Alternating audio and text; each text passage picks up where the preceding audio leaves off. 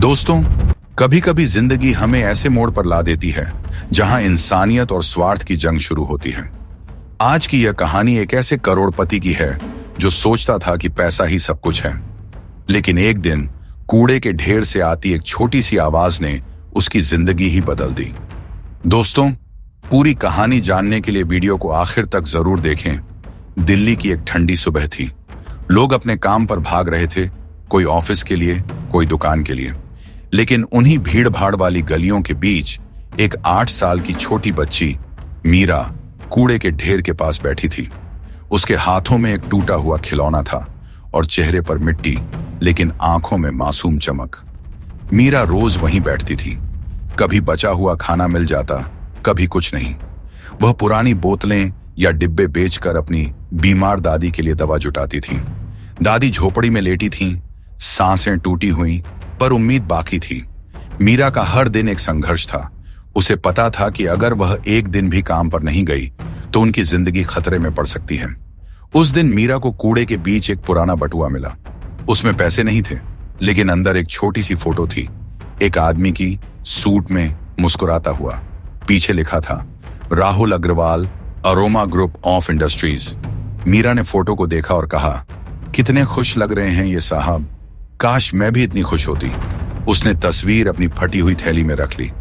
उसे पता नहीं था कि यह तस्वीर नहीं, बल्कि एक वादा था। दूसरी तरफ शहर के सबसे ऊंचे, सबसे शांत इलाके में 800 करोड़ की संपत्ति का मालिक राहुल अग्रवाल अपने आलीशान बंगले साइलेंस में रहता था। आज वह अपनी बोर्ड मीटिंग में चिल्ला रहा था, मुझे ये गंदगी पसंद नहीं है।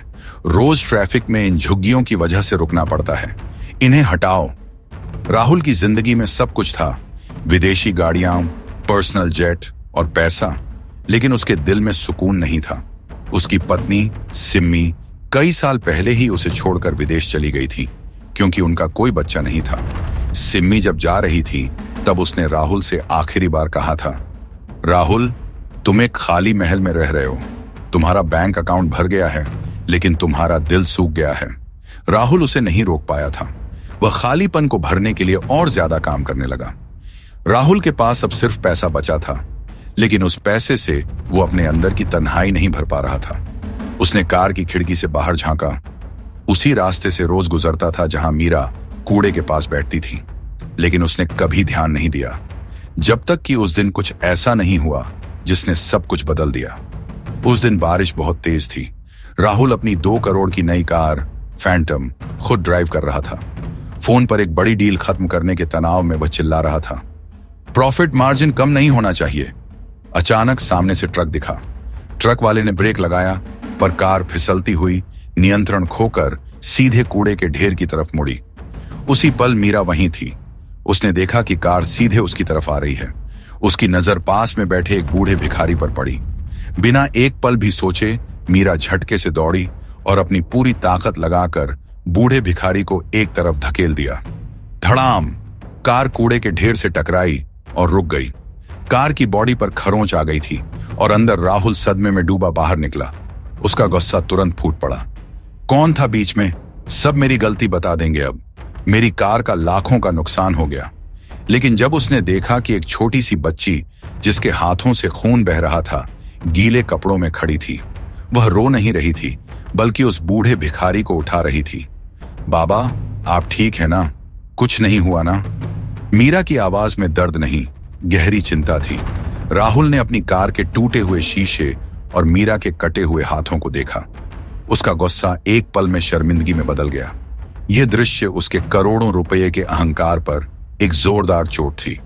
उसने महसूस किया कि उसकी 2 करोड़ की कार तो बच गई, लेकिन इस 8 साल की बच्ची ने आज उसे पहली बार जिंदगी का सही मतलब दिखाया था। राहुल तुरंत मीरा को कार में बैठाया और अस्पताल पहुंचा। डॉक्टर ने कहा, घाव गहरे हैं, लेकिन बच्ची बहुत बहादुर है। राहुल वहीं बैठा रहा। मीरा धीरे से बोली, साहब, मेरी झोपड़ी में दादी अकेली हैं। क्या आप उन्हें बता देंगे कि मैं ठीक हूं? राहुल को झटका लगा। कौन बच्ची अपने दर्द में भी दूसरों की चिंता करती है? वह तुरंत झोपड़ी तक गया। अंदर बूढ़ी दादी खांसते हुए लेटी थी। बाबूजी, मीरा कैसी है? मुझे लगा। राहुल की आंखें नम हो गईं। उन्होंने झुककर दादी से कहा, दादी, मीरा ठीक है, अब से वो आपकी नहीं, हमारी जिम्मेदारी है। उन्होंने उसी वक्त दोनों, मीरा और उसकी दादी, को अपने साथ घर ले आने का फैसला लिया। उस दिन राहुल के जीवन का साइलेंस टूट गया। घर में जहां सालों से खालीपन था, वहां अब छोटी मीरा की खिलखिलाहट गूंजने लगी। दादी रोज प्रार्थना करती और राहुल अब पहली बार दफ्तर की मीटिंग छोड़कर घर लौटने की जल्दी करने लगा। घर का हर कोना जो पहले बेजान लगता था, मीरा की मासूमियत से भर गया। राहुल ने मीरा को शहर के सबसे अच्छे स्कूल में दाखिला दिलवाया। मीरा शुरू में डरती थी, लेकिन उसकी लगन और मेहनत ने सबका दिल जीत लिया। वह हर क्लास में अव्वल आने लगी। राहुल अब हर शाम मीरा के साथ वक्त बिताता। मीरा अपनी कहानियां सुनाती और राहुल बरसों बाद सच्ची हंसी हंसता। वह सोचता, जिस गंदगी से मैं नफरत करता था, उसी ढेर में भगवान ने मेरे लिए खुशी का तोहफा छुपा रखा था। लेकिन हर कहानी में एक मोड़ आता है। राहुल का बिजनेस पार्टनर विक्रम, जो कंपनी का अगला हिस्सेदार बनना चाहता था, उसे यह बदलाव पसंद नहीं आया। उसने राहुल से कहा, सर, लोग क्या कहेंगे? करोड़पति की वारिस, वो भी झुग्गी से? आपकी इमेज खराब होगी। राहुल ने मुस्कुराते हुए जवाब दिया, विक्रम, मेरी इमेज खराब होती है तो हो जाए, लेकिन इस बच्ची ने जो इंसानियत मुझे सिखाई है, वो तुम्हारी करोड़ों की कमाई से ज्यादा कीमती है। अब ये मेरी बेटी है। विक्रम ने मन में ठान लिया, वो इस बच्ची को सबके सामने शर्मिंदा करेगा। एक दिन उसने स्कूल में झूठी अफवाह फैलाई कि मीरा तो कूड़े से मिली थी, वो चोर थी। बच्चे हंसने लगे, मीरा रोने लगी। जब राहुल को पता चला, वह तुरंत स्कूल पहुंचा। हॉल में सब जमा थे। राहुल ने शांत लेकिन दृढ़ आवाज में माइक लिया और कहा, हाँ, मैं राहुल अग्रवाल, मीरा का पिता हूं। और हाँ, मीरा कूड़े के ढेर के पास मिली थी। असली गंदगी मीरा के कपड़ों में नहीं थी। असली गंदगी तो उन दिलों में है जो किसी की गरीबी पर हंसते हैं। इस बच्ची ने अपनी जान दांव पर लगाकर एक बूढ़े आदमी को बचाया। यह बच्ची मेरी बेटी नहीं, यह मेरी प्रेरणा है। मैं इस बच्ची की ईमानदारी को किसी कीमत पर नहीं बेच सकता। अगर किसी को इससे नफरत है तो वो इस स्कूल से जा सकता है। पूरा स्कूल चुप हो गया। मीरा की आंखों में आंसू थे, पर इस बार वह डर से नहीं, गर्व से भरी थी। विक्रम सिर झुकाकर भाग गया। वक्त गुजरा, मीरा बड़ी हुई। उसने अपनी मेहनत से एक एनजीओ खोला जिसका नाम रखा श्रद्धांजलि। राहुल अब उसे बेटी नहीं, प्रेरणा कहता था।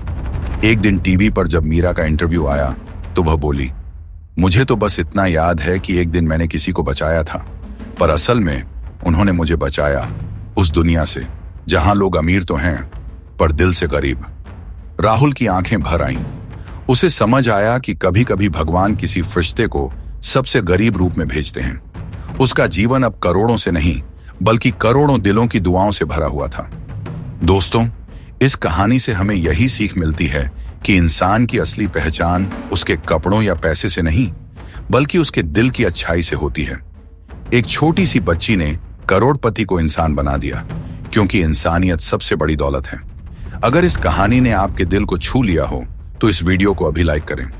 कमेंट में लिखें, इंसानियत ही सबसे बड़ी दौलत है, और बताएं कि आप यह कहानी किस शहर या गांव से देख रहे हैं। और चैनल सुनो किस्सा को सब्सक्राइब करना बिल्कुल ना भूलें, क्योंकि यहां हर कहानी सिर्फ सुनी नहीं जाती, महसूस की जाती है। मिलते हैं अगली भावनात्मक कहानी में।